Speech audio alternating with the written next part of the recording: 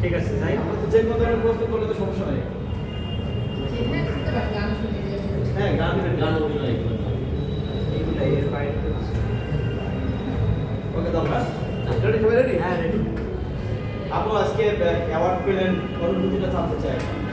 আসলে অ্যাওয়ার্ড হচ্ছে একটা আর্টিস্টের প্রাপ্তি, এটা আসলে অনুভূতি আসলে ভাষায় প্রকাশ করার মতো না। সো এটা আসলে বলে বোঝাতে পারবো না, ভালো লাগার জিনিস এবং এটা একটা বিশাল প্রাপ্তি আমাদের জন্য।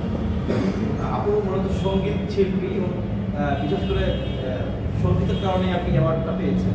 আজকে আমরা আসলে তো মূলত আপনি কি কি গান করেন? আমরা শুধু ওপেন প্রোগ্রাম করি, ফোক বলেন, বাউল বলেন, বিচ্ছেদ বলেন, হিন্দি বলেন, আধুনিক বলেন, সিনেমার গান বলেন, সব ধরনের গানে আমাদের গাইতে হয় অডিয়েন্স আর ডিমান্ড বুঝার। আচ্ছা আপু যেহেতু মানে ওয়াল ইন ওয়াল, মনে করি একবারে একের ভিতরে সব আপনি প্লাস অভিনয়ের করেন, তো আমি আপনার কাছে প্রথমে একটু বাউলের বিষয়টা আসলে যেহেতু ট্রেন্ডিংয়ের বর্তমান, তারপরে এখন উজ্জ্বল সমালোচনা সরকার আপনাদের গুরু, তো আসলে তার কিছু কথার উপর ভিত্তি করে অনেক সমালোচনা হচ্ছে, আসলে আপনি এটাকে কীভাবে দেখেন?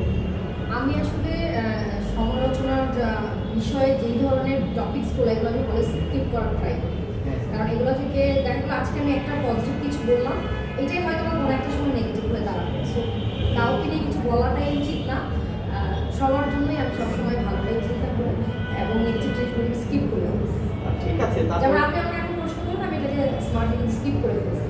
সো আমি কাউকে ছোটো করে বড় করে অত বড় আমি ওই নেই যে কাউকে নিয়ে কিছু বলবো, আপনি আমাকে নিয়ে প্রশ্ন করেন ডেফিনেটলি আচ্ছা আমি আরেকটা ঠিক আছে, এখন তো অনেকেই ক্যামেরা দিকে আপু, ক্যামেরা তার মুক্তির জন্য দাবি জানাচ্ছে, অনেক আন্দোলন করছে, অবস্থান কর্মসূচি পালন করতেছে। আপনার জায়গা থেকে আপনি চান কিনা তাদের সেই মুক্তি